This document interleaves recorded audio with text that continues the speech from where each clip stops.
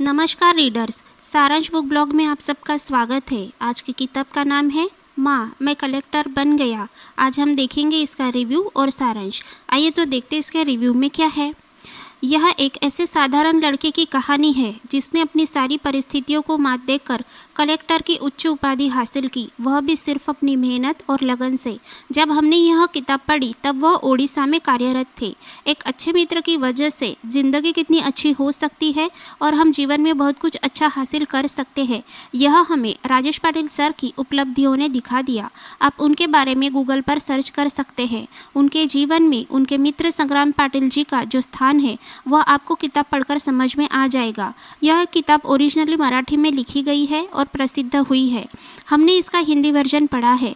किताब में कुछ बातें दोहराई गई है। चूँकि लेखक पेशेवर लेखक नहीं है तो यह बातें समझ में आती है, लेकिन वह जो संदेश आज के युवा वर्ग तक अपनी किताब के माध्यम से पहुंचाना चाहते थे उसमें वह पूरी तरह सफल हो गए। आशा है कि युवा वर्ग उनकी कहानी से प्रेरणा लेकर विपरीत परिस्थितियों से न घबराकर अपने सपनों को पूरा करने की कोशिश करेंगे तो लेखक को भी किताब लिखने की मेहनत सफल हो गई ऐसा लगेगा। अब चलते हैं इसके हिंदी अनुवाद पर। तो कुछ वाक्यों में क्रियापद और कर्ता का तालमेल बैठा नहीं। ऐसे वाक्य पढ़कर कुछ अटपटा सा लगता है। बाकी अनुवाद अच्छा है जो कहानी के मर्म को समझने में मदद करता है। इस किताब के लेखक है राजेश पाटिल सर। हिंदी अनुवाद किया है श्रीमती मीराजी इन्होंने। प्रकाशक है प्रभात प्रकाशन। पृष्ठ संख्या है 178। उपलब्ध है अमेजॉन और किंडल पर। आइए तो देखते हैं इसका सारांश। उसके पहले अगर आपने हमारे चैनल को सब्सक्राइब नहीं किया है तो कर लीजिए और नोटिफिकेशन बेल को भी ऑन कर दीजिए ताकि हमारे आने वाले वीडियो की जानकारी सबसे पहले आपको मिल सके। अगर वीडियो अच्छे लगते हैं तो लाइक और शेयर भी ज़रूर कीजिए। जहां हम आपके लिए लेकर आते हैं नेशनल और international book reviews and summaries Hindi में, तो जुड़े रहिए सारांश बुक ब्लॉग के साथ। आइए तो देखते हैं इसका सारांश। राजेश पाटिल सर महाराष्ट्र के ताड़ेगांव के किसान परिवार में जन्मे हैं। गांव में स्कूली शिक्षा कैसे रहती है और उसका वहां के विद्यार्थियों के भविष्य पर कितना बुरा असर पड़ता है, यह भी उन्होंने अच्छे से रेखांकित किया है।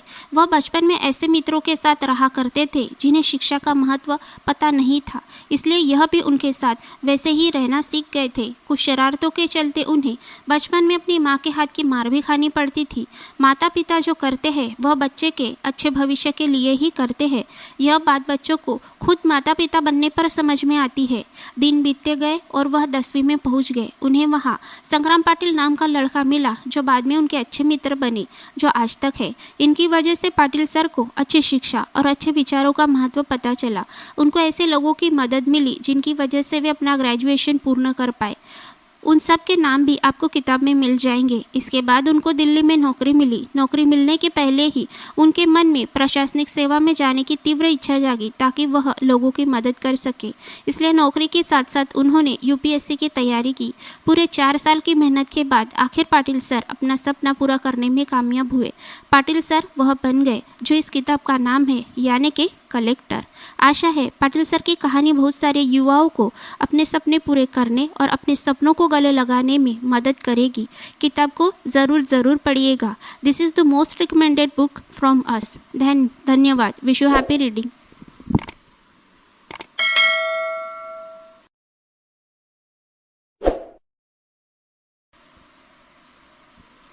अपने पुराणों, ग्रंथों और संतों की कहानियाँ हम आपको इसीलिए सुना रहे हैं ताकि आप हमारे संस्कृति और ऐतिहासिक धरोहर के बारे में जान सको, जिसे जानने के लिए पूर्व काल में देश विदेशों से लोग हमारे देश आया करते।